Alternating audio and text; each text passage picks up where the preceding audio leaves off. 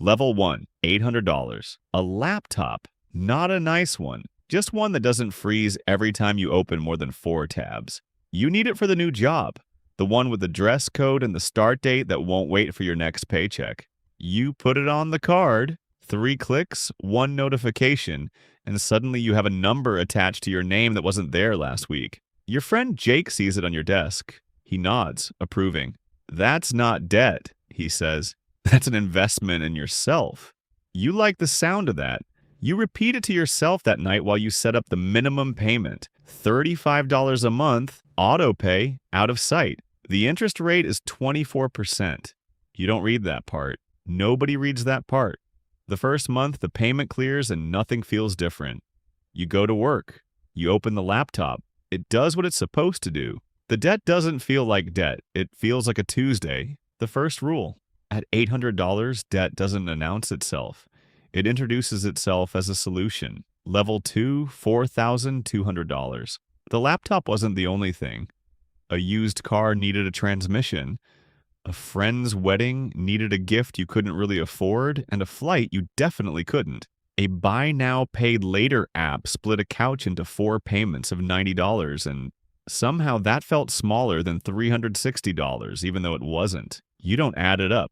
The app doesn't make you. Each card shows its own number, its own minimum, its own due date. Nobody shows you the total unless you go looking for it. Jake asks how the new couch looks. You tell him it's great. He says he just financed a watch. 8 payments, 0 interest if you pay it off in time, he says. You nod. You don't ask if he'll pay it off in time. He doesn't ask if you will either. You're both speaking a language that only works if neither of you says the real numbers out loud. The second rule. Debt stops feeling heavy the moment it gets split into pieces small enough to forget. Level 3, $18,000. The student loan deferment ends. The grace period that felt permanent turns out to have a calendar attached to it. The first bill is bigger than your rent. You stare at it the way you'd stare at a stranger who somehow knows your address. Your mother calls. She co-signed the loan 4 years ago, back when you needed someone with a credit history and she needed to believe in you out loud. "It's an investment in your future," she says. The same words Jake used about the laptop. You almost laugh. You don't. A coworker complains about her own loan balance over lunch. "Everyone has debt," she says, shrugging. "That's just what life costs now." You agree because agreeing is easier than doing the math in front of her. The number sits in your chest anyway. The third rule. The moment debt becomes normal is the moment it stops being a warning. Level 4, $42,000. You open a balance transfer offer, 0% for 14 months, then 26% after that. You move one card's balance to cover another card's minimum. You tell yourself this is strategy. It's just moving water between buckets that are all leaking. 4 minimum payments now eat a third of your paycheck before rent, before groceries, before anything you'd call living. You miss one by 6 days. The fee is $39. The interest recalculates against you, not for you. You learn the hard way that compounding only works in your favor when you're the one being paid, not the one paying. You call the laptop card company about a fee. The hold music loops. A voice reads from a script. The voice doesn't know your name, your mother, your job, your story. The voice knows your balance. The fourth rule. At this level, the debt isn't waiting on you anymore. You're waiting on it. Level 5, $95,000. An ER visit you didn't plan for.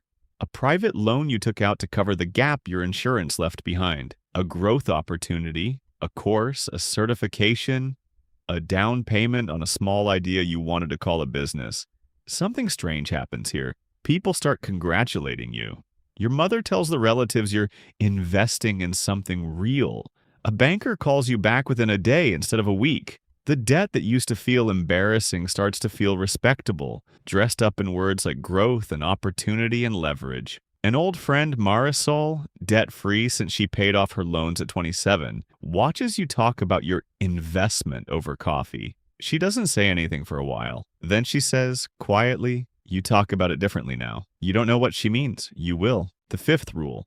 The most dangerous debt isn't the one that scares you. It's the one everyone congratulates you for taking. Level 6, $180,000. A mortgage. a business loan stacked on top of it, both signed in the same season, both framed as the responsible version of risk. A house, a storefront with your name on the lease. People assume the math behind it works the way the picture does. It doesn't. 60% of what comes in goes out before you've bought a single groceries bag. You stop checking the combined total, not because you forgot, because looking at it costs something. Looking away doesn't. The bank that financed all of it doesn't see the version of you that lies awake doing the math at midnight. The bank sees collateral, a home, a business, assets with your name attached. The bank isn't worried about you. The bank was never worried about you. The sixth rule. At a certain size, debt stops looking like debt and starts looking like success. That's exactly when it's most dangerous. Level 7, $250,000. Your mother's name is still on one of these loans. You forgot that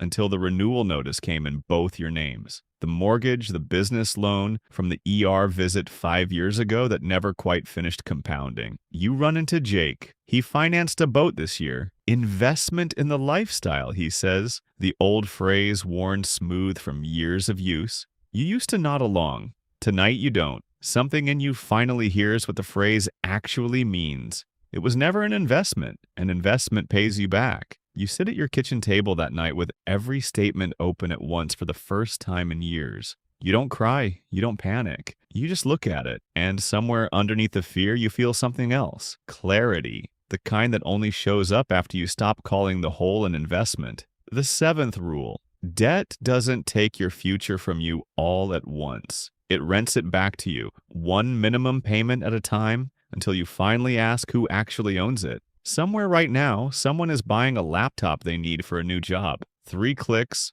1 notification, 1 number that wasn't there last week. A friend looks over their shoulder and says, "That's not debt. That's an investment in yourself." They believe it. Why wouldn't they? Everyone believes it, right up until the night they finally open every statement at once and ask the only question that ever mattered. Not how much do I owe? Who does my future actually belong to?